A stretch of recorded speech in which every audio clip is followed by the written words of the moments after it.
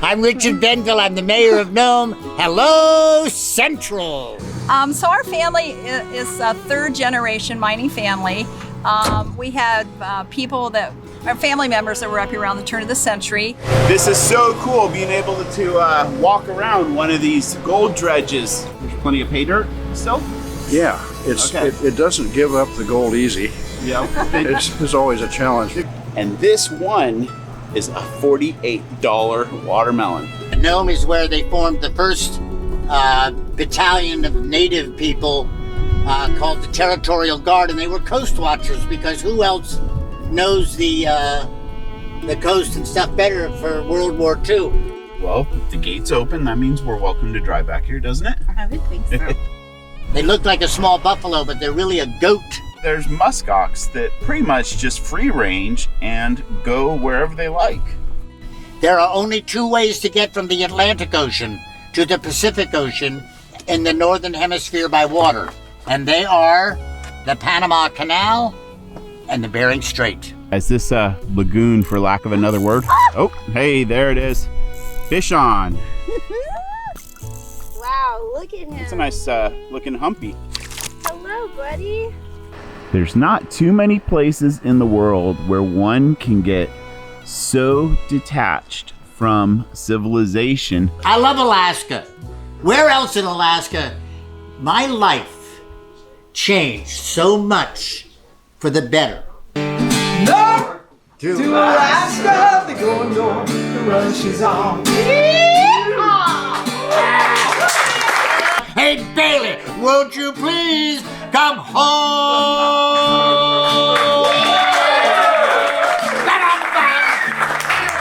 Welcome to Tiny Town Tours. In this video, we are in our home state of Alaska, and if that's not far enough away, we are catching a flight to the small town of Nome, which is literally on the edge of the earth, just across the Bering Strait from Russia. With maritime operations expanding in the Arctic, Nome is on the forefront of the future, and today we are meeting one of its visionaries. Richard! Hello, Central. Nice to meet you, sir. Nice to meet you. Are you traveling light? We have You have a bag. yeah. It's going to take about 10-15 minutes. Well, it's been a long travel day, and we're going to catch up with Richard tomorrow, but let's show you our hotel room before we make a mess. When you first come in, toilet and shower with pink towels. I love that. Yeah. Vanity.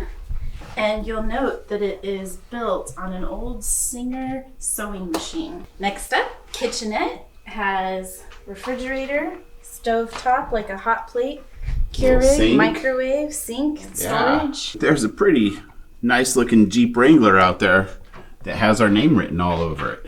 And since it's 11:01, we're gonna go here. After a restful night's sleep, it's time to start our day in Nome. So Dredge number 7 isn't a name they just picked willy-nilly. The building is actually part of Dredge number 7. And you see the dredges sprinkled all around the tundra out here. This place is chock full of history. If you haven't seen them before, these are dredge buckets off of the actual dredges. These were used to scoop up the material from the earth, dumps it into the dredge where they sluice out the material and get the gold. Alaska is a really popular birding place. Apparently Nome is a hot spot in June, and May and June. Exactly. A wagtail, sandpiper, golden eagle, Wilson's warbler, common ringed plover.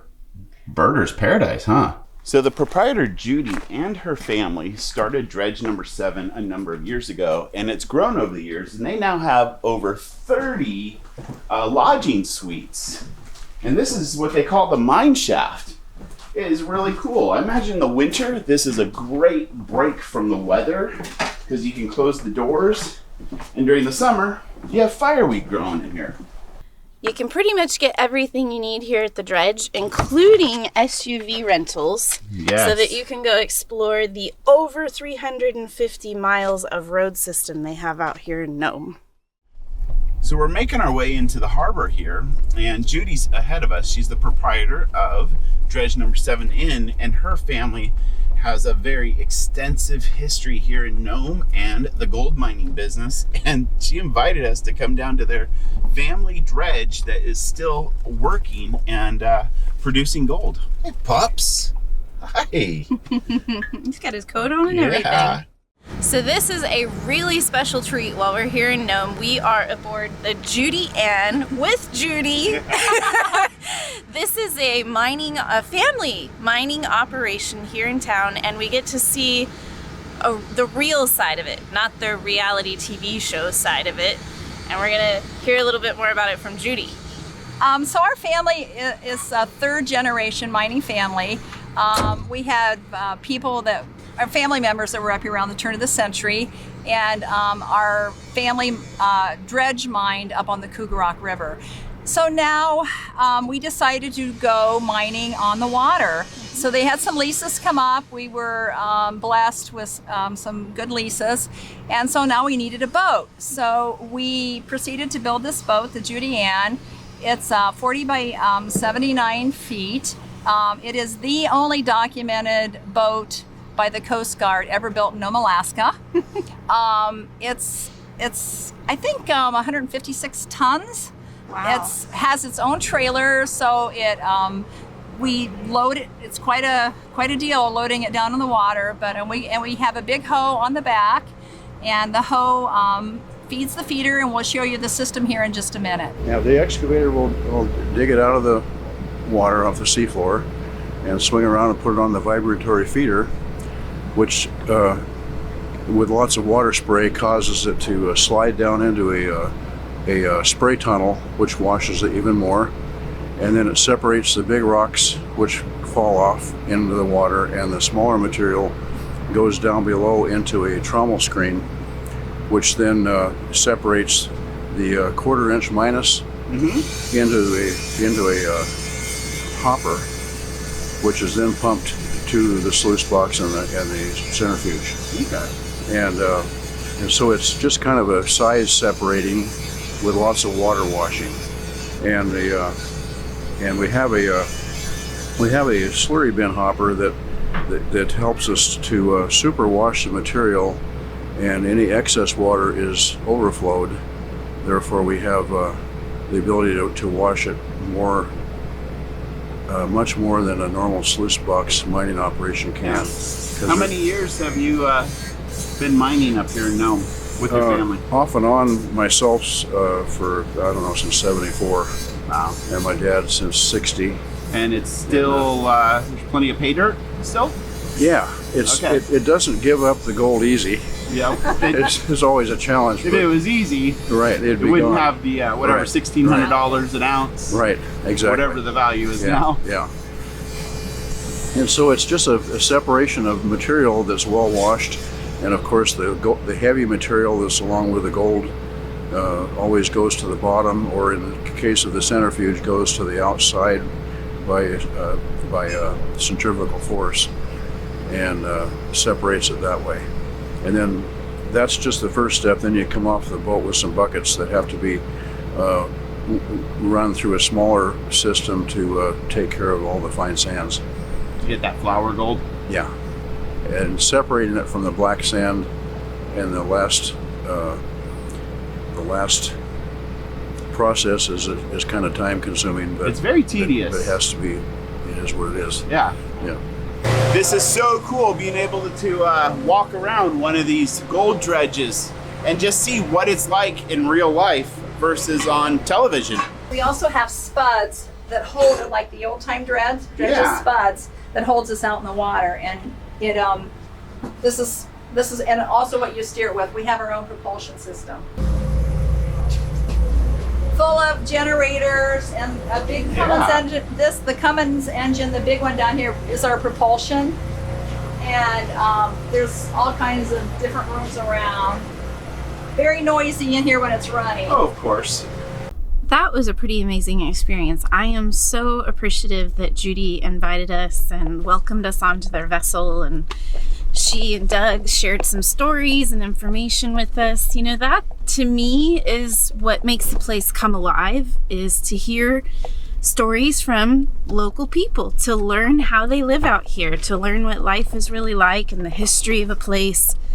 It makes it so much more meaningful. So that was awesome. There's the post office and the courthouse. And no matter where you are, you can always find a Chinese food restaurant. See a lot of ATVs sporting around town. That's pretty normal in the villages, guys. ATVs and in the winter snow machines are very convenient forms of transportation. And also use less fuel, so they're more economical. Yeah. I think we're ready to hit the road to Council. So it's kind of a southerly direction. The beach, the ocean will be on our right. And it's a 70-mile drive? Something like that. About that. Yeah. So apparently the geography and the topography is very diverse in this direction.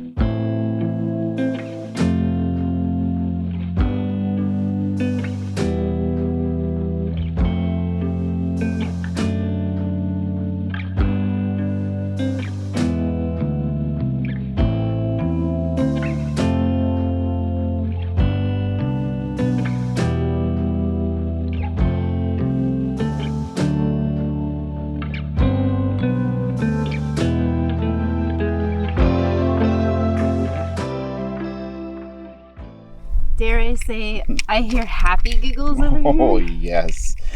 Might be a little ill-prepared for this, because I envisioned catching grayling in some of the creeks and streams, but when we got here, this area, let me just get this Castmaster off, this area is plugged with pink salmon. So since I was thinking grayling, which are like yay big, I grabbed one of my little miniature ice fishing setups with 4-pound test. So this could be fun. It's amazing because it doesn't matter which direction you turn, you just have to look for a minute and you'll see fish jumping. Woo!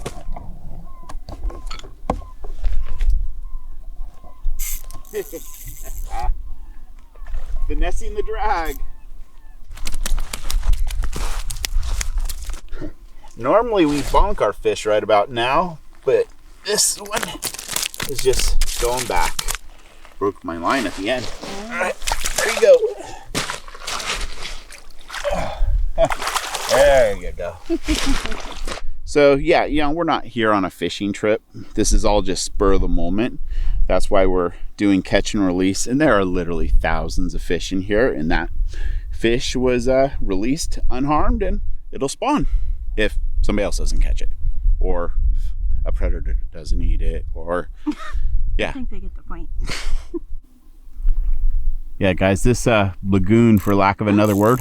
Oh, hey, there it is. Fish on. I've never caught a fish on this small of a line. Any recommendations? This is a matter of finesse, honey, because that fish is mighty big for 4-pound tests. So you just got to dance for a little bit. Okay. And when it's ready, just beach it gently. Wow, look at him. It's a nice looking humpy. Hello, buddy. Broke the line right at the beach. Uh-huh. Hey, I was planning for grayling. Hey, we also get to show off your shoes. I know. Nice new footwear, shoes. honey. It's like being a kid in a candy shop out here. You just like can't help yourself. I know we're not eating them, but still, it's so much fun being able to just cast a line out and almost, let's see, guarantee you're gonna catch a fish. Woo! Okay, it's time to get back on the road because we still have a fair amount of distance to cover if we're gonna make it up. Oh yeah, there we go. Towards Council.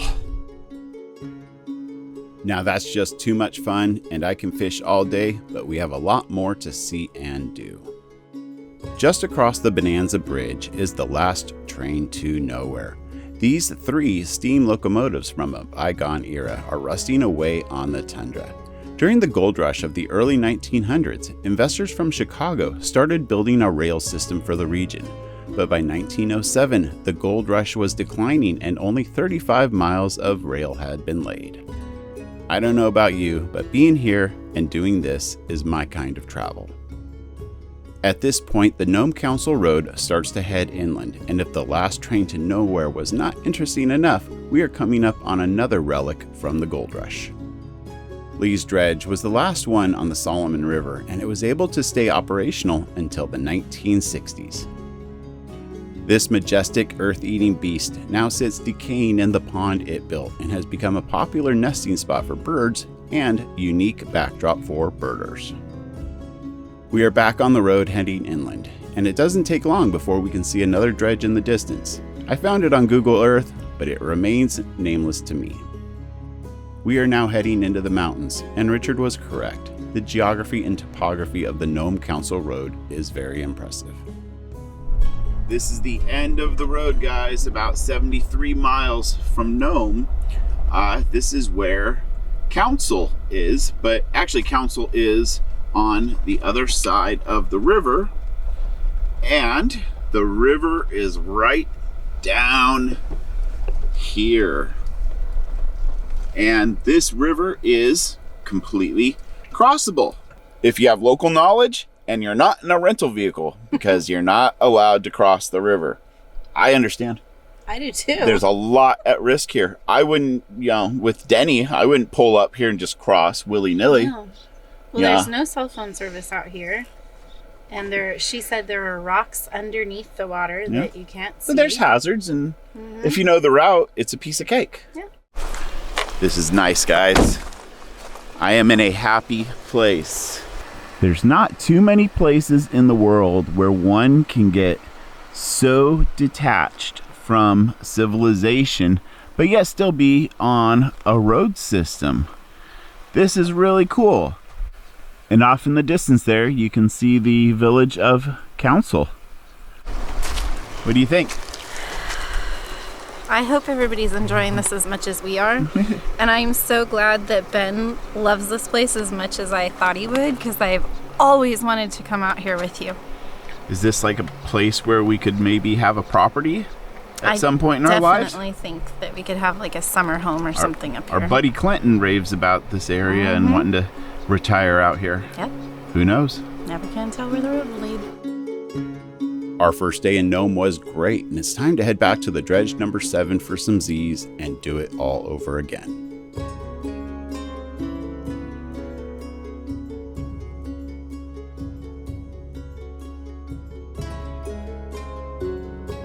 We have another full day planned in Nome, and we're starting it off by checking out the urban wildlife. Well, if you're wondering what kind of wildlife is there around the town of Nome, well, there's muskox that pretty much just free range and go wherever they like. Such an amazing looking prehistoric creature. I wonder what these things look like all shaved up, and their fur is actually highly prized. And I'm going to mispronounce the name. Kiviute, yes. Since I'm the knitter, I know that it's called Kiviute, and it is highly, as Ben said, highly prized, very expensive. It is softer than cashmere. It is one of, if not the warmest fiber on the planet. It's incredible, and it has been used all the way back since the time of Alaska Natives wearing traditional clothing. Clear up until now, you can purchase it in knitting shops and knit things from it. A little tidbit if you want to do that: buy one that has been mixed with another fiber, because then it will have better memory and make a prettier scarf, hat, whatever you're going to make with it. But it feels wonderful. So it's also noteworthy that muskox are still very prehistoric, and maybe sapiens have been making use of their fur ever since the Bering Sea land bridge, when sapiens came over to North America. Richard told us the other day that some of the first explorers to Nome noted that the native Alaskans put Kiviute fiber between their toes and then slid them into their shoes because it kept their feet so much warmer in the Arctic conditions. Well, now it's time to head on one of Richard's famous tours, and I kind of think that this is going to be the best part. I think having gotten to know him over the Yeah. last couple of days, this promises to be A hoot. an adventure and a hoot. Yeah, definitely come to Nome for Richard. I'm Richard Benville. I'm the mayor of Nome. Hello, Central. All right, guys, this is an amazing experience here in Nome, and having the opportunity to meet one of Alaska's treasures. Well, aren't you kind? Yes, we have gotten around the state quite a bit over the years, and I can honestly say you are one of Alaska's treasures after 4 decades. People know me? You have to. I know you now. Wow. People need to know you. Oh, Well, look who thank came you. back from the bathroom. Hello, Central. Yes. Better now. Hey, Good. so, Good. come on now. Richard is one of Alaska's treasures. Seriously, I totally Yes. agree. Thank you. Also, the Thank you. mayor of Thank you. Nome. Yeah, watch out. Yeah, so we have to come back and just sit around and Come back for share Iditarod. stories. It's like Mardi Gras with dogs. First stop on our tour is just on the edge of town, East End Park and the Swanberg Dredge. This one was built in San Francisco and put into operation in 1946. Ironically, between expenses and the price of gold, the Swanberg Dredge was only operational for 1 year before being repossessed by the bank. It's now time to drive around Nome and learn more from Richard. Nome is where they formed the first battalion of native people called the Territorial Guard, and they were coast watchers because who else knows the coast and stuff better for World War II? This is our fish processing plant, and where our fishery, which is this is a co-op. When we purchased Alaska, this is kind of heavy-duty stuff, but when we purchased Alaska from Russia, the indigenous people of Alaska did not become citizens of the United States of America. They became wards, a special level of protection. And that was not a good thing because you couldn't vote, you couldn't live where you wanted, you couldn't do a lot of things. So you were officially, to use a term, a second-class citizen. And a lot of that has hung on. Alaska Native women are not happy about the way some of their assault cases and rape cases have not been vetted properly by the police, and we now have a new police chief, we have a new city manager, and more cops. So we're working on that as we move towards the expansion of our port. You see these trees, man. These trees are we got trees in Council. You don't have any trees in Nome, primarily because the permafrost does not allow root systems to support them. So you don't have them. These identical white markers are part of a census that we started in our centennial. It's a big cemetery. Over here on the left is a very interesting flower. It's that dark blue, like an indigo almost, and that's called monkshood. And monkshood is named that because it looks like the cowling of a monk's hood, and it's and the seed is alkaline, so it's very, you don't want to eat it. Not that you would, but you don't want to. A lot of things are edible or medicinal in our parts of the world, but there are a few things that are not, and that's one of them. Still looking for the muskox. Hello, Central. They look like a small buffalo, but they're really a goat. They're like a mountain goat. Big boss and the horns. This is going over the Snake River. We're going to go take a look at the port, which are in the process of expanding, because there is no infrastructure north of here as far as ports are concerned, and the nearest port to the south is 2.5 days away in Dutch Harbor.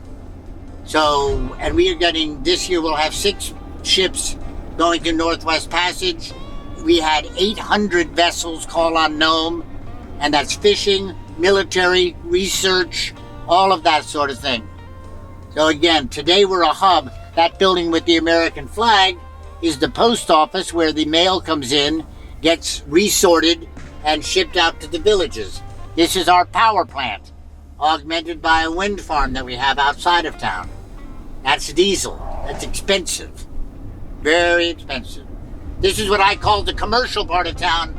My mother said it all looks commercial. I said, Louise, cut us some slack. So what we're doing is extending this causeway that truck is coming off of with all of the jobbies on it. The barge is being loaded with rock. The smaller barge here, the smaller vessel, is being loaded with rock. Anyway, so extending it out 1,700 feet, putting an arm off to the left, moving this breakwater that you see here on the left over about 1,500 feet, and putting a road on it and dredging the whole thing out to 40 feet. Because there are only two ways to get from the Atlantic Ocean to the Pacific Ocean in the Northern Hemisphere by water. And they are the Panama Canal and the Bering Strait. And that's what's happening. The Bering Strait is more accessible, and it is where you can get through. And either from going over the top of Russia from Europe or going over Northwest Passage from the other direction, they all come through the Bering Strait. And that is where the changes are absolutely incredible. Changes as far as climate are concerned are more visible in the far north than anywhere else on the planet, with the possible exception of Antarctica, which is losing huge ice flows.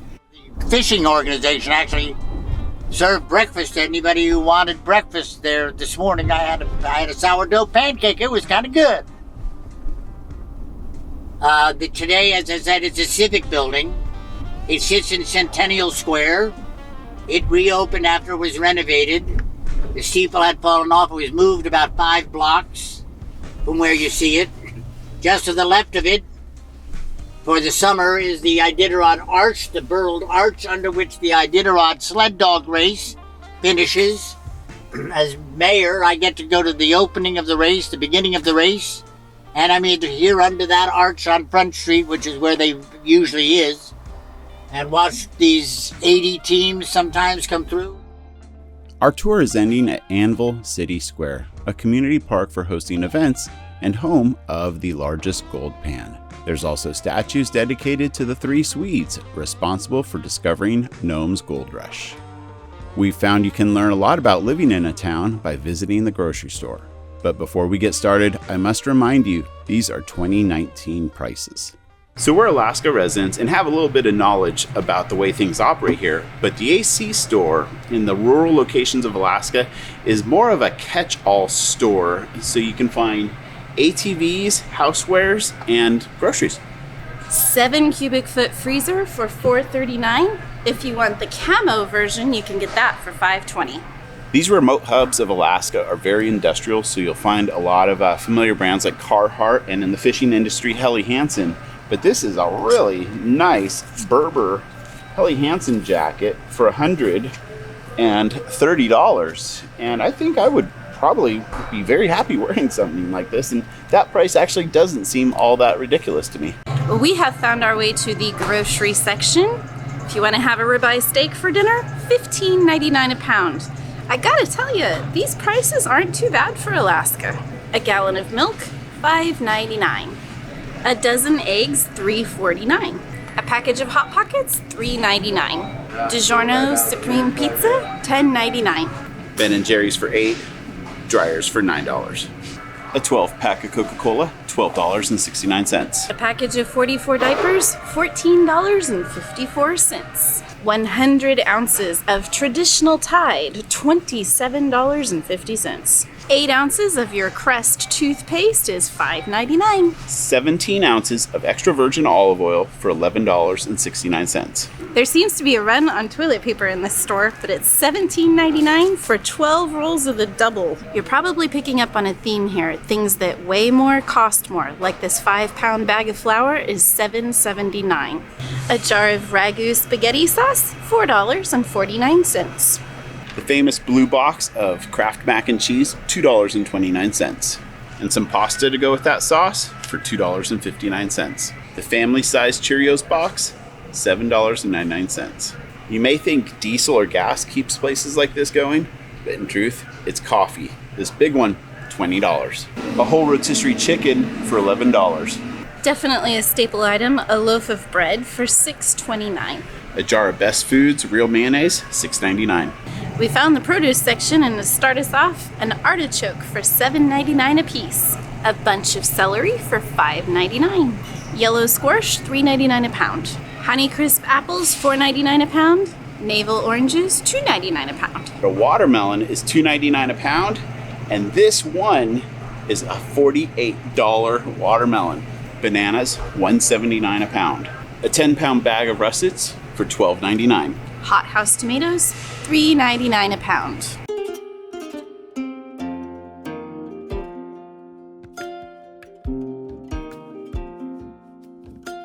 If you're getting tired of Gold Rush relics in Nome, just up the hill outside of town, you'll find some fascinating Cold War relics. Well, welcome to the top of Anvil Mountain. They said the view up here was spectacular, but I'm not quite sure what they were talking about. But this is the home to a Cold War era military communication system called White Alice. Google it for more information. As you know, Alaska is very close to our neighbors, both Russia and Japan. And so a lot of the development that occurred here was the result of World War II as well as the Cold War. Well, the gate's open. That means we're welcome to drive back here, doesn't it? I would think so. These are really cool looking. I imagine somebody could definitely climb them. I bet a lot of teenage kids have. I bet there's a lot of I heart so-and-so up there, yeah. Gosh, you know, when you travel like we do, you can't always predict the weather, and sometimes you just have to jump on the opportunity, but these things are really awesome looking. Now let's bounce our way down the hill and share some things we've learned about Nome from being Alaskans. And you're gonna turn. Who says there's no stoplights out in remote Alaskan villages? We've made it back to town, and this building that you see here to our left is a new apartment complex. And we found out that the rent there for a one bedroom is $1,900 a month. Not sure if that includes utilities or not. Yeah, but still $1,900 a month for a one bedroom. Beat sewage prices. Now this next building that we're stopping at, or going past, is the Norton Sound Hospital, Regional Hospital. And this is a newly built hospital. I can't remember exactly what year, but like the early teens, 20 teens.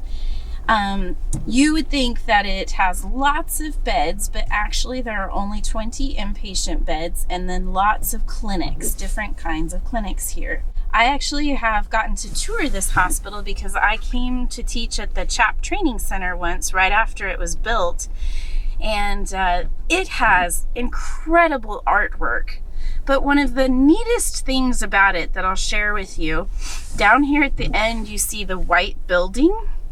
That is actually their elder care home. And they did something really special, I think. They went through this huge process and got special permission from the state to be able to serve traditional native foods at their elder senior home. That's awesome. I really think it is. So, they made the news and it was a big deal, but I really think that's special. So it's also very noteworthy. All the buildings are built on stilts. That's for the permafrost. If they didn't put all of the buildings up on stilts, the permafrost would actually melt from the heat of the building. And then you get what is called dilapidation, where the building sinks on one side or the other, or all of them, and actually sinks into the ground. The first time I saw this was as a kid in Dawson City. And I remember because I learned the word dilapidation there, and you could really see it. It was very profound with some of the original buildings built in Dawson City before they understood this important concept about building in Arctic regions. Well, as you probably know, the reality is when you travel somewhere, you can't catch everything. And the day kind of got away from us. The cultural center and the library is closed, but it's brand new, and we've heard really good things about it. So if you make it out here, you ought to check it out. We're sitting outside what is now Nome City Hall, but In this location, the Dexter used to stand, which was a saloon owned by Wyatt Earp when he lived here in the early 1900s. So they've got a sign up here that commemorates the presence of that building at one time. Next to it, you'll see the bust of Roald Amundsen, and he was the first gentleman to traverse the Northwest Passage and landed here in Nome, not only by boat, but then he went over the North Pole in an airship with his crew and landed in Teller, about 40 miles from here. So they have his bust to commemorate his presence in the Arctic and the things that he achieved up here. We had a little bit of time to kill between engagements, so I decided to go fishing. Ben just can't help himself. Anytime there's fishing, we've got to stop and go fishing. The pinks really are stacked up in here. And one thing about pink salmon fishing is they're great fisheries for kids. When they're in, and they're a lot of fun when you catch them. And there's a family over here that has brought their kids down to go fishing all along the little waterfront here. I always think that pinks look like such happy little salmon because they jump. And they just, I don't know, they have this happy look about them. Silly, isn't it? It's this fish over here just jumping his way along. Plop, plop, plop. There he is again. And here is, oh, he got a nice buck. Big one.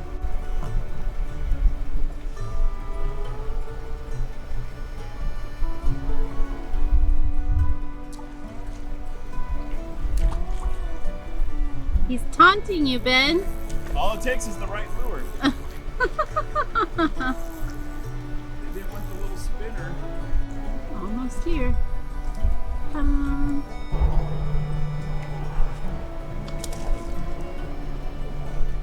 Just for a little bit of reference for you, we're not in some grand location out in the middle of nowhere. We are right across the road from the Nome Airport and a little river that runs through the edge of town. All right, landed number 2. Number 2? What's that? Number 2? Yeah, one more. Okay. You guys want to take bets now on how many times he's going to say one more? Hello? Benjamin, the mayor, called. He says we have to leave to go to our next engagement. One more fish, honey. Well, I don't know, Benjamin. Trust me, I got this. Okay. You have 2 minutes to 8. No pressure. Never is when you're as good as I am. Oh, God. It's getting deep, clear up here in the truck. I don't know how you're not drowning. I don't know either. I hate it when he does that. It's like being a kid in a candy shop out there, honey. I know we're not eating them, but still, like maybe every other cast or every 3 casts you catch a fish. That's a lot of fun. We were not quite sure what Richard had planned, but he hasn't let us down yet, so let's head to Acu Gold Resort. So today when I say hello, Central, I see beautiful scenery. It's hello, Central. I see someone walking down the street who perhaps is not with their usual significant other. It might be, oh, hello, Central. Kids running a school where I worked for 25 years. Don't want them to fall on the ice. I don't want to say ass. And I don't want to say butt. So I'd say, don't run on the ice. You'll fall and break your hello, Central. And they know exactly what I mean. I lived in Barrow for 10 years. Prior to that, New York City, the Upper West Side. Hello, were you born in the city? Hello, Central. I knew she was cool. Hello. So I was born in Jersey, and my ambition all my life was the theater. Dad got drafted when I was about 8 years old, so I grew up in the military. I was an Air Force brat. The only way to grow up, if you're a military brat, it's the best way to grow. Were you a military brat? You were nodding like, oh, yeah. But it's really wonderful. I lived in Japan as a kid on the economy. I graduated from high school in England and got to travel all over the world, and those things are broadening. They're just, they just make you a wonderful, a much better person because you're experiencing more. Hello, Central. Shut up and keep talking, Dick. Anyway, now he's my director here. So, I graduated in 63 from high school. I came back to the States. We were just talking about Indianapolis. I went to school at Butler for a couple of years. Then I finally just said, no, I want to be a Broadway actor. Ethel Merman was my hero. I'm going to New York. And so I did. And as my mother used to say, you're cute. I was a little button, right? And with my little short hair, my blue eyes, and a big voice. You'll see, I got a big Ethel Merman type voice. And but somewhat good actor. I like to think I'm a very good actor, but not everybody would agree. But in any case, so I did well, and I got my equity card relatively quickly. I worked all the time, did a little bit on Broadway, very briefly with understudying Joel Grey in Cabaret. Willkommen, bienvenue, welcome. I worked all the time. The phone never stopped ringing. I went from job to job, rarely auditioning because I was good. God had been kind to me. And I knew what I wanted. I think that was the biggest key. I knew I was a good tap dancer, and tap dancing was having a renaissance. And so I was this hoofing kid. Dum-dum. And, but I had a problem. And that's, I drank. And I drank a lot. Joy knows me, I think, from back in the drinking days. I drank for a long time. It wasn't neat. But in any case, it cost me the career. What had taken me 15 years to get to, which was what I had wanted to do all my life, to use an expression, pissed away in just a couple of years. It was a very bad time, but it was also an important time. As I look back on it, friends and family, because the phone stopped ringing, I couldn't get work if I wanted. I was a mess. Drunk all the time. A relationship that I cherished ended. Everything went to hell in a handcar. Just a spiral down. So I look back on it, friends and family did an intervention. Next thing I know, I'm on an airplane with a one-way ticket to Anchorage, Alaska, to visit my brother Bert, who ran Merrill Lynch's operation in the state. So now I'm in Alaska. Talk about your fish out of water. I mean, you couldn't be more a fish out of water than I was. And so Bert got me an appointment with a man named Alan Gallant, who was then president of Alaska Commercial Company down the street here. And Nome was the first Alaska commercial company. Did you know that? Yeah, back about a long time ago. 100? Anyway, so he introduced me to Alan Gallant, who turned out to be Jewish and from New York. I could talk to the guy. We spoke the same language. How are you here? And at the end of our little meeting, he looked at our interview. He looked at me and he said, Bendel, I like your style. He says, I got an opening in Point Barrow. They got 40 stores all over the state. He said, I got all of them off the road system. So he said, I got an opening in Point Barrow or an opening in Cordova. And I remember thinking to myself, probably real hungover, I remember thinking to myself, my God, I've come this far north to go south to some place that sounded vaguely Mexican, Cordova. What the hell was that? Barrow it was. I arrived in Barrow the 1st of February, 1982, 11 o'clock in the morning, the middle of the night, 40 degrees below zero, and the snow was blowing up. There I stood at the top of that Ween Air Alaska. Remember Ween Air? Ween Air Alaska jet with my camel hair wraparound coat, a three-piece suit, a tie, and a fedora like Indiana Jones. So as I looked at the terminal to find the Nupyak people of Barrow are wiping the steam off the window, looking at me as if to say, what the hell is that? I'm looking back at them going, oh, I've done it this time. So jump shift, I've been hired to manage the stereo and furniture department in this very nice store 1,000 miles from the North Pole. One day in April, I'm selling something to an old, marvelous, wonderful old Eskimo couple, Thomas and Myrtle Akutchuk. And as I'm selling the item, My grandmother's words of 30 years before rang into my head because when I was a little kid and she'd get mad at me, she was born in Brooklyn. She was a Dodgers fan. I knew nothing about basketball. Hello, Central. But I'd root for the Yankees just to piss her off. And she was Irish, and she'd get so mad, and she'd go, "You know, Dick, one of these days with your mouth, you're going to end up selling freezers to the Eskimos." Exactly what I was doing. So as I'm standing there, the tears and the laughter because I'm watching my life in front of me, and I kind of shut the book on New York, but not the theater. It's my life. It's been my performance. Has been my passion. I directed 30 plays and musicals here, and very kindly, then the people at the Arts Council threw a real big. That was a good party. That was a good party. Richard Benville Appreciation Day. It was like, but I wasn't dead, you know. Because as I walked out, it was very nice, and a lot of people came from, far and near to sing songs they had done in these shows. Theater's important. Not only is it fun and my passion, but it's important. It pulls people together. It became a source of a lot of community pride. And I'm very proud of that because I believe in the power of theater. So in any case, I'm a good guy. So in any case, I was in Barrow and I wanted to move because I loved Barrow. I had a great time there.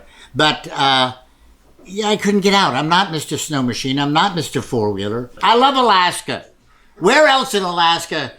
My life changed so much for the better. I mean, I'm so proud to have it. I work with people with Joy, with Wendy, and around the state, and it's cool. And I'm the mayor of Nome. Isn't that cool? I'm the mayor of Nome, and I love that. So I get to do some traveling and represent Nome in all sorts of places. And sitting to my right is possibly one of the hardest working people in Nome. She's our port director.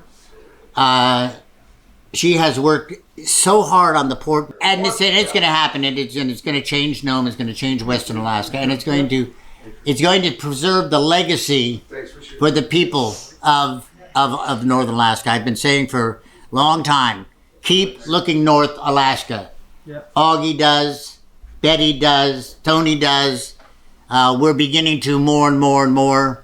And we're catching up with the rest of the world because I go to Norway, I go to Sweden, I've been to Iceland and all those places. My takeaway is always the same. Those people in those countries are not looking at the future, they are in it. We are catching up. And we're part of that process to catch us up. We've got wonderful, so that's good news. It's ways down the road, but not that far. Joy thinks they're going to turn dirt in 3 years or something. Well, 3.5. 4 years. Oh no, I got to run again. Hello, Sense. I love working on this project. So, I lived happily in Nome. I was director of community schools for many years. I do a lot of theater, 30 plays and musicals. And having said that, I'm now going to entertain you with a couple of poems by my favorite author, poet of the far north, named Robert Service, known as the Bard of the North.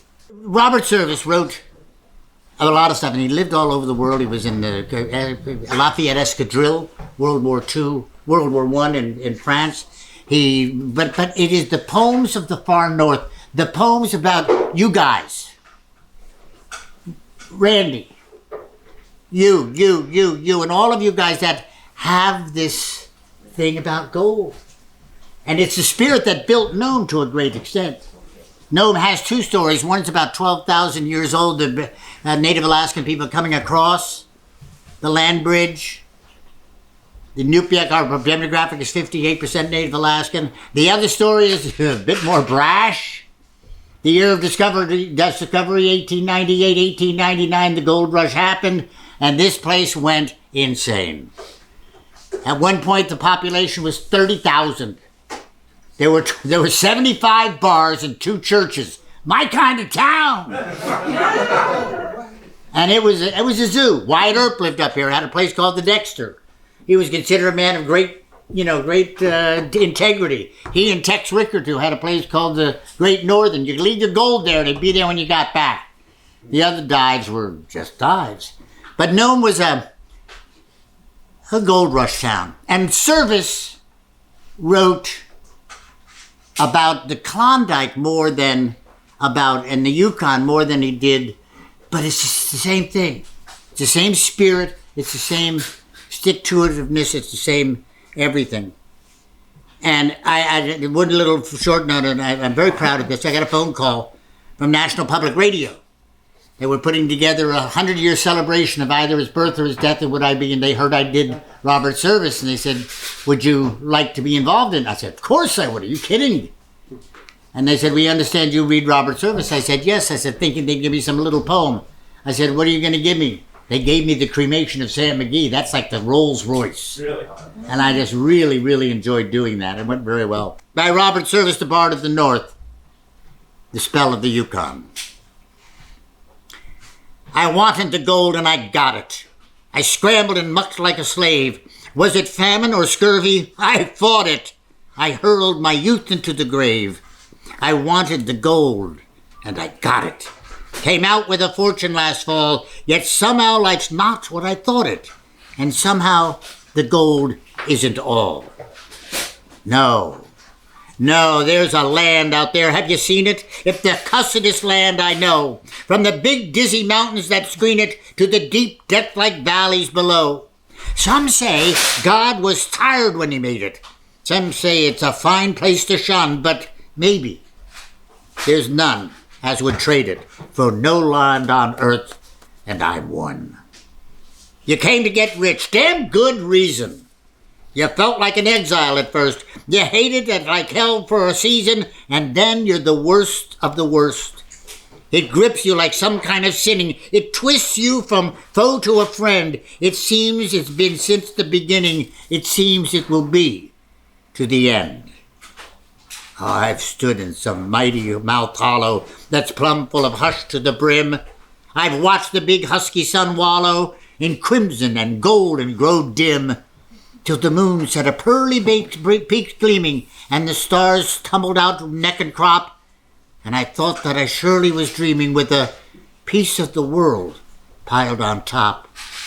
The summer, oh, none were sweeter as ever. The sunshine of woods all a-thrill, the grayling a-leap in the river, the bighorns asleep on the hill, the strong life that never knows harness, the web where the caribou call, the freshness, the freedom, the farness. Oh, God, how I'm stuck on it all. The winter, oh, the brightness that blinds you, and white land locked on tight as a drum. The cold fear that follows and finds you, the silence that bludgeons you dumb. The snow that are older than history, the woods where the weird shadows slant. The stillness, the moonlight, the mystery. I bade them goodbye, but I can't. There's a land where the mountains are nameless and the rivers all run God knows where. There are lives that are erring and aimless, and death that just hangs by a hair. There are hardships that nobody reckons. There are valleys unpoppled and still. There's a land, oh, it beckons, and I want to go back, and I will. They're making my money diminish. I'm sick of the taste of champagne. Thank God, when I'm skinned to the finish, I'll pike to the Yukon again. I'll fight you and bet's no sham fight. It's hell, and I've been there before. It's better than this by a damn sight, so for me, the Yukon once more. There's gold, and it's haunting and haunting. It brings me on as of old, yet it isn't the gold that I'm wanting, it's just finding the gold. It's the great big broad land way up yonder. It's the forest where silence has lease. It's the beauty that thrills me with wonder. It's the stillness that fills me with peace. Robert Service. Wow.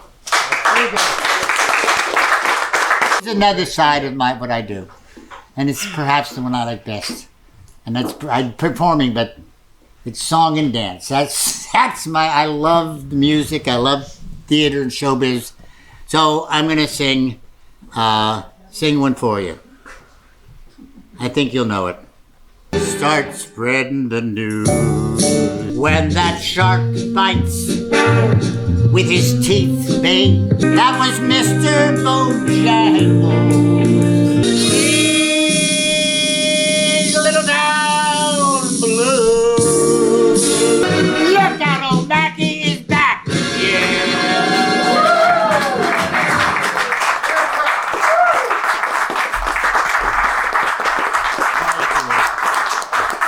That's my work gig.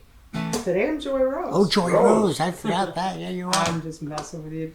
We have a lot of, like he said, different style, but to say the least. But you'll find out pretty quick that the biggest part of my style is I'm from South Texas. Yeah, it won't be tough to figure that out here soon.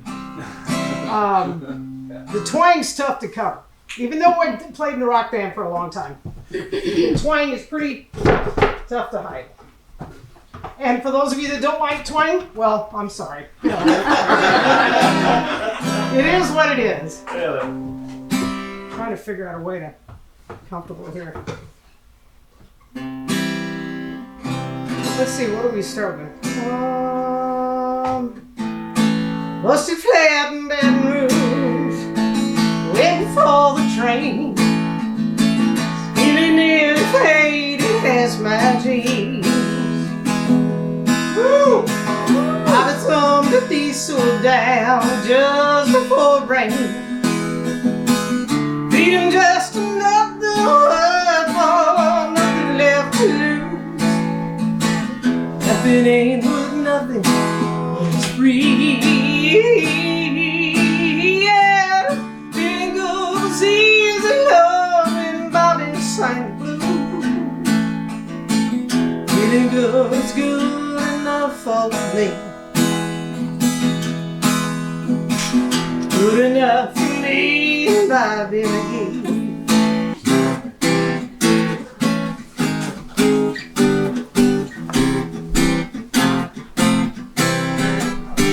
I hope I walk it after midnight, out in the moonlight, just like we used to do. No, we walking after midnight, searching for you. North to Alaska, we're going north, the rush is on. North to Alaska, they're going north, the rush is on.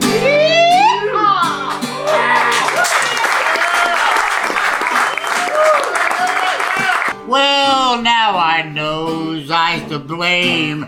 Well, ain't that a shame? Bill Bailey, won't you please come? Bill Bailey, won't you please come? Hey, Bailey, won't you please come home?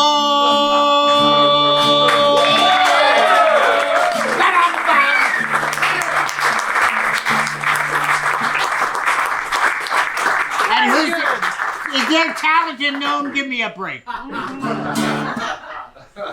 You lead, I follow. Good morning, America, how are you? Sing along, please. Say, don't you know me? I'm a native son. I'm the train they call the city of New Orleans. I'll be gone 500 miles when the day gets dark.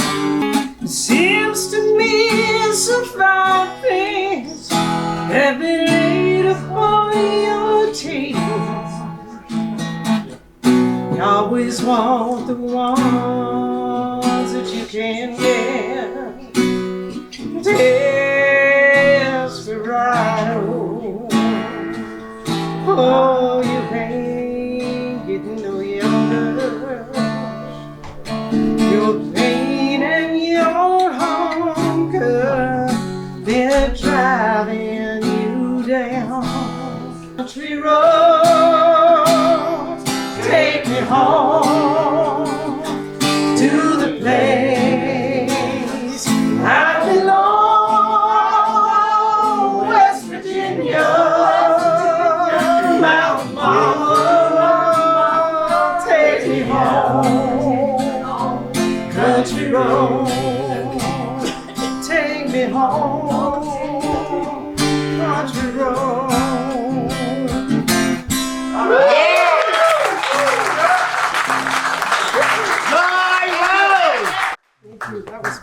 That was fun. Yes, it was fun. Hello, Central.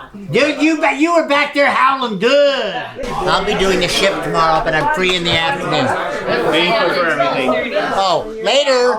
Yeah. I won't be quite done. Thank you for coming to Nome. Thanks for doing what you're doing. Thank you. My pleasure. Really We love exciting you. experience. We love you. Be kind to us and Nome. Muskox just love hanging out around town.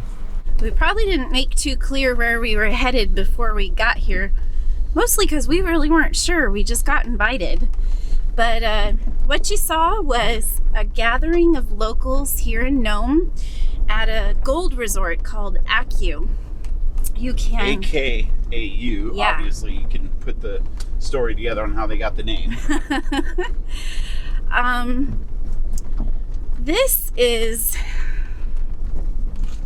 I don't know. This is what's special in particular about Alaska, because you find special people all over the world, people that you're better for having had the opportunity to meet them. The thing about Alaska is there is a greater density of them here. Alaska draws a really special kind of person a lot of times. Richard, you heard his story, ended up here very much by accident, but became a really incredible person and has had a tremendous impact on Nome. And what are the odds to come all the way to Nome and to have the opportunity to hear someone who performed at Radio City Hall sing for you? I can't tell you how many times things like this happen in Alaska. It's just a really special place. And reminded me of one of the things we really love about living here.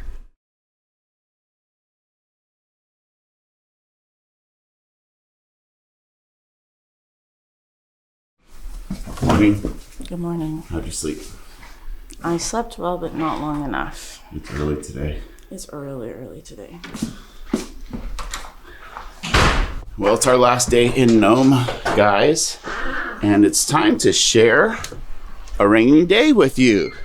Yes, life along the Bering Sea. We have had the opportunity to eat a few meals out, but there's one place that has really stood above the crowd. Wouldn't you agree? 100%. Exactly. And the name of the restaurant we are visiting is called Pingo Bakery and Seafood House. Something that makes Pingo Bakery really special is the real food. So everything's made from scratch, but with a little bit of an Alaskan twist. I saw on the menu a chef special of you just whatever she wants to fix for the day. And so it ended up being an omelet with bacon and king crab and peppers and spinach and cheese. And then she makes all of her bread in-house. I can't wait to taste it. And I got the half seafood omelet with king crab caught off the family's commercial fishing boat and a Belgian waffle with real maple syrup. After that wonderful breakfast, we met up with Doug and Judy to learn more about their life in Nome.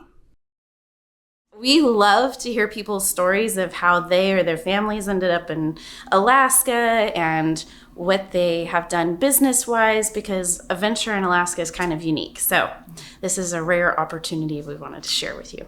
Introducing once again, Doug and Judy. Thank you so much. Thank you guys for having us. Thank you. This has been an amazing experience. Your inn and hospitality Oh, thank is you. wonderful. Thank you so much. Truly. As we discussed in the past, we kind of ended up in by default. Nome is a very small community, 3,200 people. So sometimes we have in the past, in the last 46 years since we've been here, there are shortages for places to stay.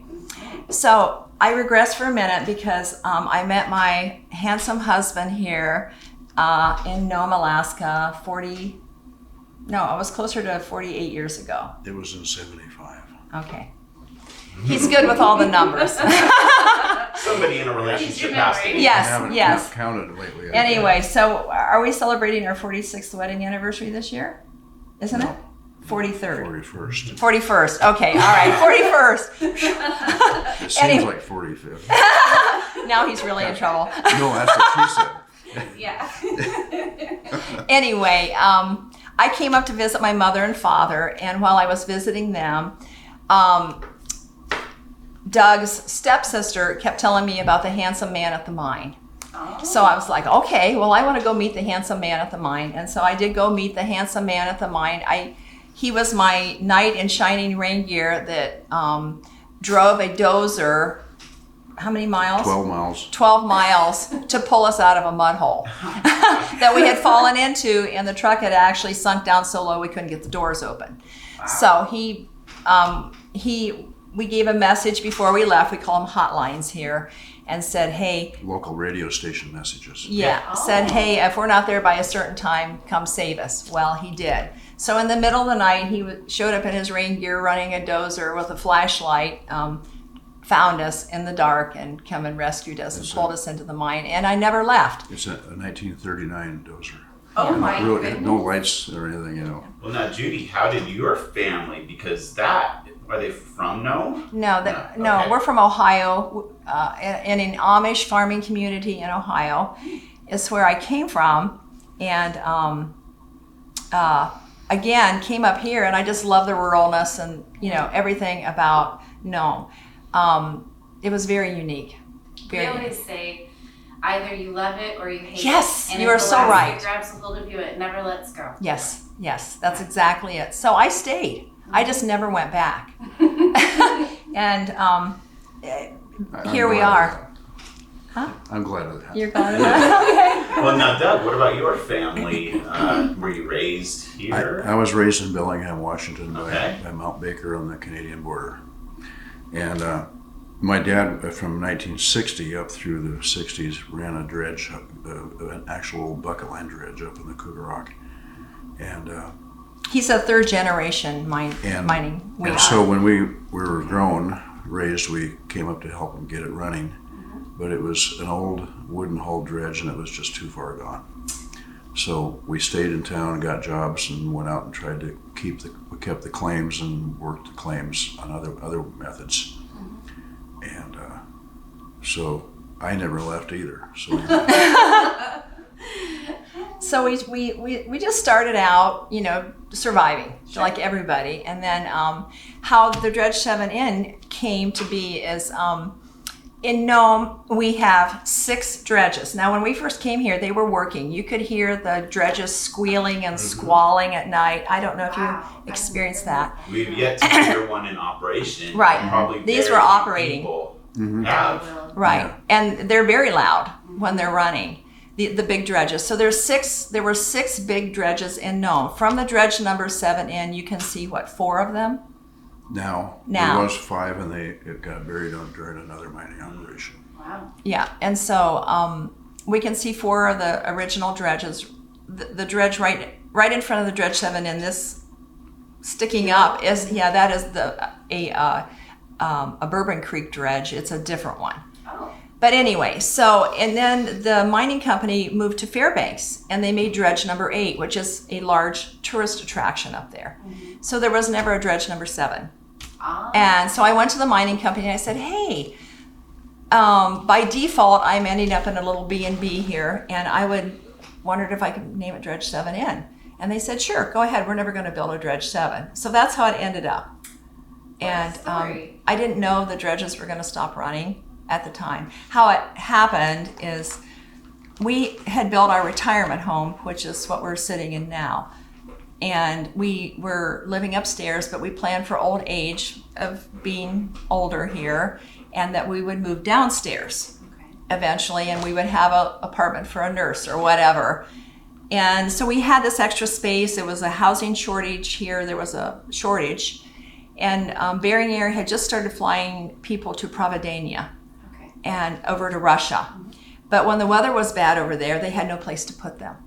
So they would stealthily come in our driveway and have them get out, and then drive as fast as they can out of the driveway and go back to Bering Air and call me and say that people were at our place and they needed a place to stay. And we didn't even have beds. So there That's was how it all started. out. Out of necessity. There was sheets and pillows on the floor. Is how it started, and I was like, wow. So we just started welcoming people in, and people just started coming in, and it just went from one thing to another. And now we started with 3 rooms, and we're at 33 now. Life really has a way of evolving, and you're just along for the ride. Yes. If you think about it. Yes. So we've met so many people all over the world, you know, and we are now having cruise ships coming into Nome, which you probably just filmed.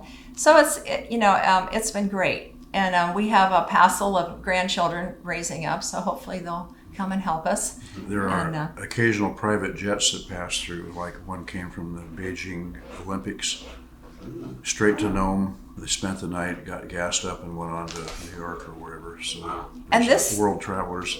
This year we've had probably 3 groups of people coming through that were doing around the world small airplane trips. And we even had around the world helicopter trips and done with young people, 18-year-olds. 18-year-old around the world by himself. know. Stayed here on his way through. Yeah. It's a gas station. Nome is for airplanes, you know. It's truly the last frontier. And if people are coming here, you know, to have a 5-star experience, you know, your experience is going to be adventure, you know, we have musk oxen herds that hang around right at the Dredge 7 Inn. They're constantly scratching their hiney's on our dredge buckets.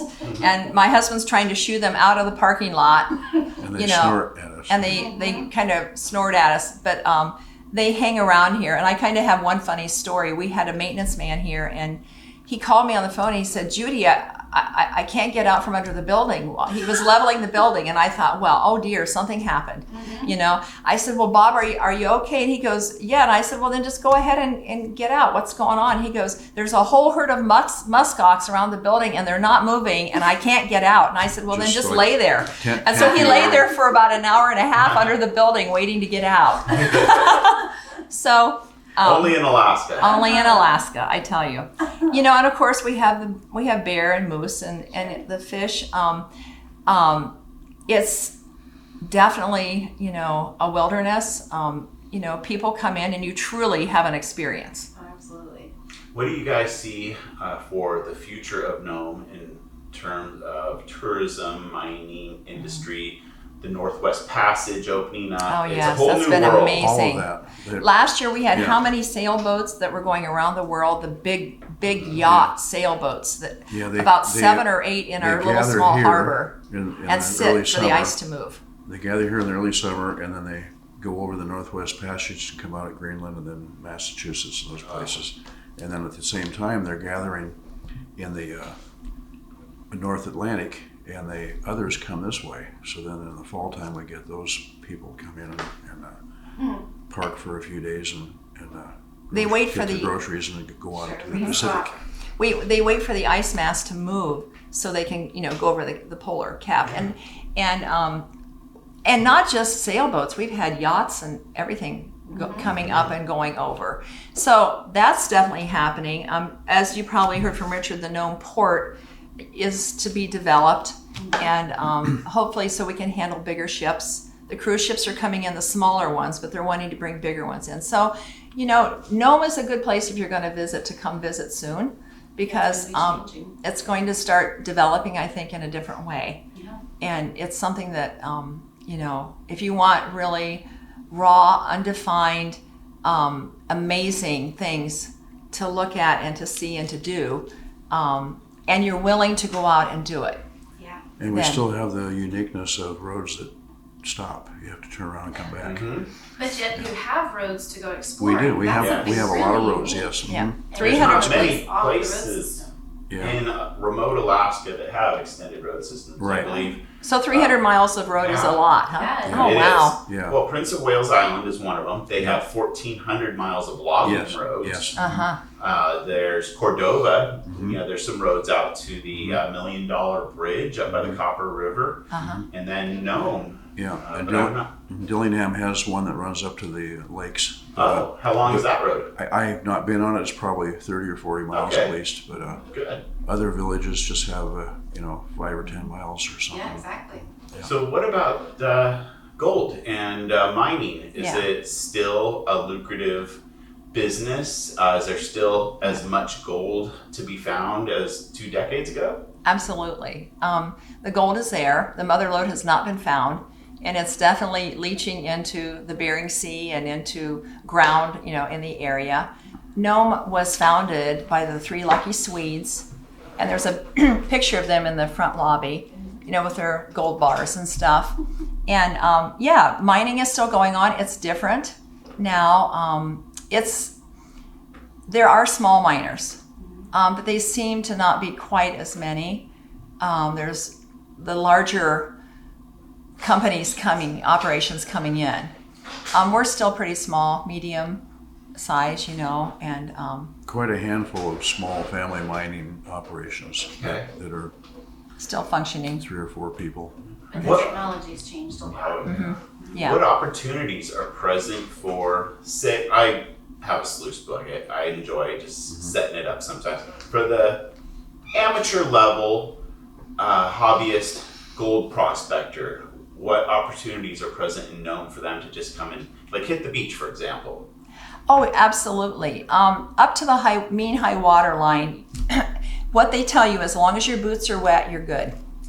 Up to the mean high water line, you can dig anywhere, and you can run a rocker box or whatever. Even though some of it's private property. Well, no, up to the mean high water Yeah, line. right. Yes, Okay, you right. are. I've talked to the authorities that come up here, the powers that be, and they said as long as your boots are wet, you're fine. And to what point offshore do the claims start? They how- start right on shore. So is there a 20-foot stretch of These- beach that is recreational? These are yes, Well, there they- is a recreational They do area. have 2 recreational sites on the water for small individual Obvious. Yes. recreational. And which- there's people out there. There's people that come up to Nome and they live in tents and they just mine on the beach, and that's their summer, and they make their money that way. And then there's people that live here that have jobs that go out on weekends and evenings. And they're out there all the time working, shoveling into their little rocker boxes just like the old time, new technology on them, but they're working and they make money. So just like fishing, what's the biggest fish you've caught in terms of a nugget? Oh, I don't know. Not Goodness. very big. No, Nome is not a. There are out there. Some have caught found nuggets like the size of a golf ball or Okay. so, but we haven't. But you find them like a dime sometimes. Okay. We've had some larger ones, probably about like this, Nice. that we give to people, I guess. There's something that you don't really want to sell them. If we have special people, we give them a You can nugget. make an amazing piece of jewelry out of a natural nugget. Yeah, that's unique to that. There's no other nugget like it. That's correct. And speaking of that, that's one of the things our daughter has done. She was born and raised in Nome, and she walks the Nome beaches and picks up beach glass, beautiful pieces of beach glass, which a fellow last night just told us are from. He researched the glass and know what they're from, like Colors. Oh, wow. like from the old time, turn of the century, certain colors. One was from a bottle, a poison bottle. If a bottle had any poison in it at the turn of the century, it was in a certain color bottle. Blue. And they had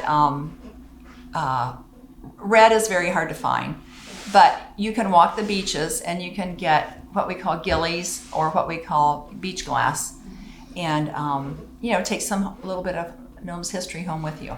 Mother Nature's way of turning trash into treasure, eh? Yeah. Yeah, it is really. Back then they had no plastic containers, so everything was glass, and Yeah. they just set it on the ice in the to take out, and it fell through when it melted, and the storms wash it up.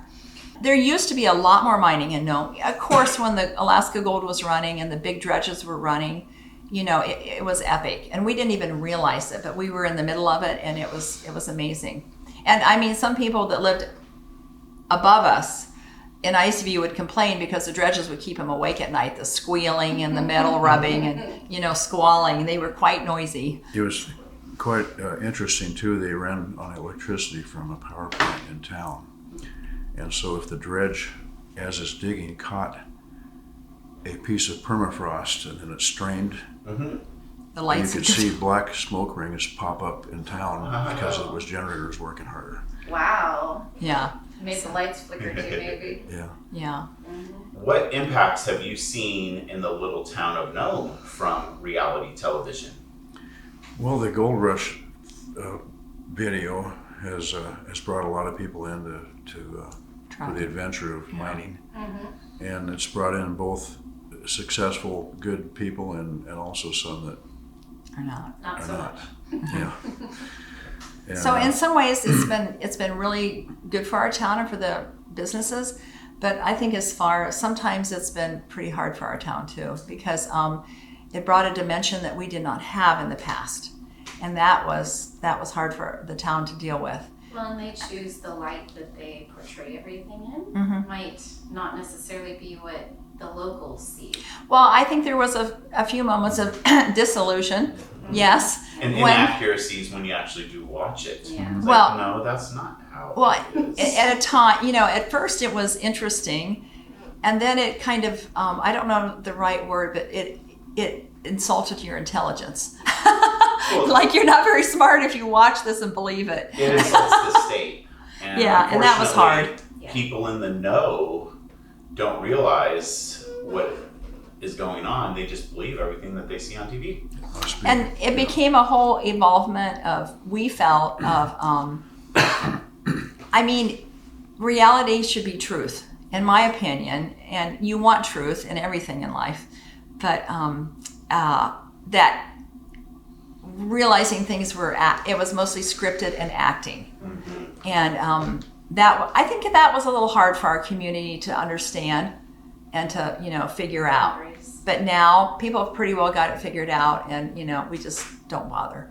And Alaska is, wild Alaska. They couldn't have said it better in Anchorage. People that are wanting to see wild, and when you come out to these places, by all means, rent a vehicle, go out and see and touch and do and fish and look at.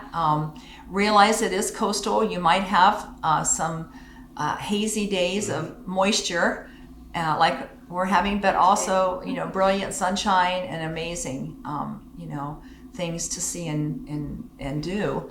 But it does involve your action. Take your time, give yourself enough time to rest and to enjoy what's here. Well, we can't thank you guys enough for the hospitality and the amazing Jeep rental. That was just so much fun because overlanding is definitely our theme, and we love all aspects of travel, especially when we can hit and explore dirt roads. Oh yeah, well these are definitely gravel roads, and they're elevated gravel roads. So that's why we encourage everyone to take your time. Speeding along, you miss it anyway. And because if you're looking for wildlife or muskox herds or whatever, you want to take your time and stop at those river bars and look. It's easy just to, come prepared, take your food. We recommend possibly if you plan on hiking to take bear spray with you. Oh yeah. And they have it in, I think the AC store here and in Nome Outfitters, a local store. To purchase if you're going to be out hiking. And there are ways of bringing firearms. It's everyday practice with the airlines for putting firearms and ammunition in locked cases. Yes, because it's Alaska. It is Alaska, and it's that is truly something that is a common factor up here. And since years ago when they took away two of our time zones and put us on Yukon Territory time. Now, in May and June, the sun doesn't really set till tomorrow. And that's hard to explain. Yeah, the midnight sun, yes. Well, we have room darkening curtains and blinds, thank goodness. It sets about 1:30 the next day, Yeah. which is, Goes all the way around. And then it's gray light. and then it comes right back up again. Well, thank you so much, guys. Thank you guys for coming to Nome. It's been a pleasure getting to Thank you, meet guys. you. And Thank We know we strongly need to get encourage you to the airport. everybody to come out and enjoy this unique experience. Thank you very much for coming to Nome. There's no place like Nome. Oh, that's right. You can barely make it out, but that is the very first Holland America cruise ship to come and visit Nome with tourists. That there is good and bad, because that means there's more maritime industry happening in the north, but it also means that there's less sea ice, which is part of a greater problem, I'd say, for the planet Earth. And as much as I'd like new adventures of the Northwest Passage opening up, I would much rather see villages in Alaska not being flooded by rising seawaters and fisheries, permafrost melting, what else? The sea ice melting and the polar bears kind of being in distress. It's a very trying time in history. It's kind of cool to be here on a momentous day like this. Yeah. And it was an accident. We had no idea this was happening. Yep, and the Mayor Richard said the town is putting on a berry festival for all the visitors, so the local economy can really flourish during this first visit of Holland America. Now we need to head back to our room and pack up all our gear. Not enough time, honey. Time at home. Bummer. I really love Nome.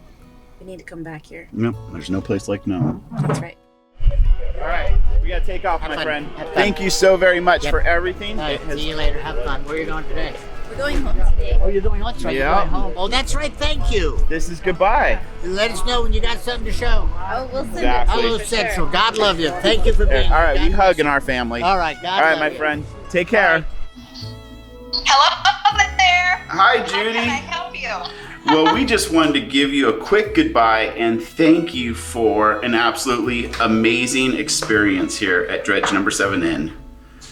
Thank you guys for coming, and we look forward to your return. Awesome. Remember, there's no place like Nome. You got to come back and see it all. Well, enjoy the rest of your summer and we will see you down the road. Okay. Thank you. Have a great Bye-bye. trip. Bye-bye.